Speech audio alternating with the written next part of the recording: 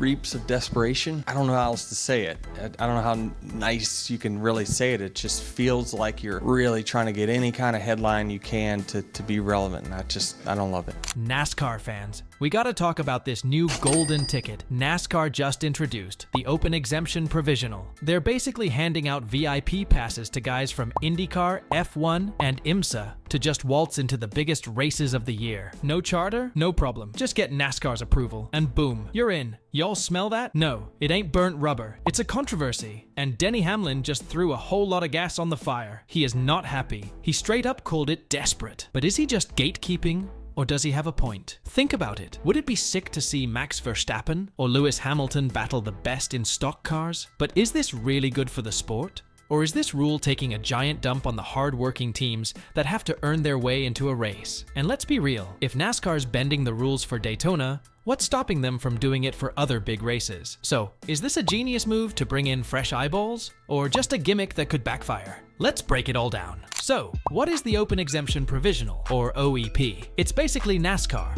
rolling out the red carpet for racing superstars from other series. Think IndyCar legends, Formula One champs to jump in and take a swing at some of the biggest NASCAR races. But here's the kicker, they don't gotta race their way in. One golden ticket per event, handpicked by NASCAR, lets a big-name driver bypass qualifying and go straight to the show. And guess who's got the first one?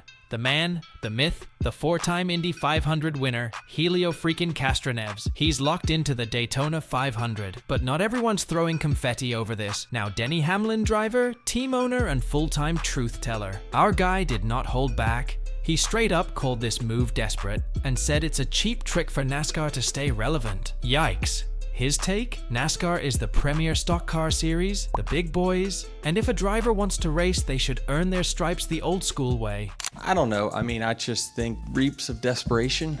I don't know how else to say it.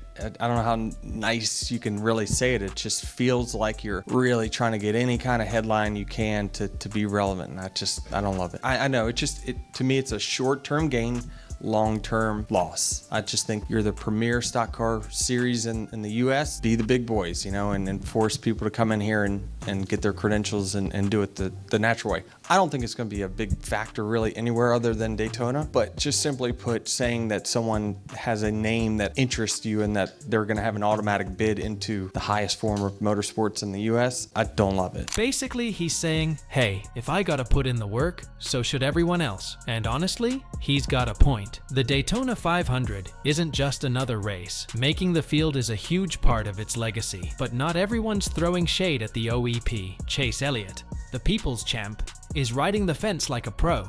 He gets why NASCAR would want to make sure a Helio, a Max Verstappen, or even a Lewis Hamilton doesn't get left in the dust over some bad luck in qualifying. Because let's be real, having those guys in the mix, that's big money, big eyeballs, and big hype. But Elliott also doesn't want the prestige of making a race like the Daytona 500 to disappear. He said it himself. Part of what makes the race prestigious is it's a hard event to make. And that, my friends, is where the real debate heats up. Alright, so why is NASCAR doing this? One word, eyeballs. The more big-name talent they can pull from outside stock car racing, the more people tune in. And let's face it, if you get a Verstappen or a Hamilton dipping their toes into NASCAR, suddenly you've got a whole new audience glued to their screens. It's like when Kimi Räikkönen took that shot in a cup car. The hype was off the charts. But before y'all start thinking this is a golden ticket to a championship run, pump the brakes. The OEP driver can win the race, the trophy, and an invite to the All-Star race, and it's a big but, they don't get championship points, prize money, or playoff eligibility. This ain't a backdoor into the Cup Series title hunt. It's strictly about boosting marquee events. So if Helio wins the Daytona 500, he's lifting that trophy, making history, but he's walking away with no points and no payday. Alright, time for the million-dollar question. Will this actually work? Will the OEP bring in the biggest stars and boost NASCAR's hype? Or will it just be a gimmick that rubs drivers and fans the wrong way? Some fans love it. More stars, more action, more reason to watch. Others, they think it cheapens the grind that makes NASCAR great. And if it backfires? Hamlin might be able to say, told ya so. So what do y'all think? Is this a smart move by NASCAR?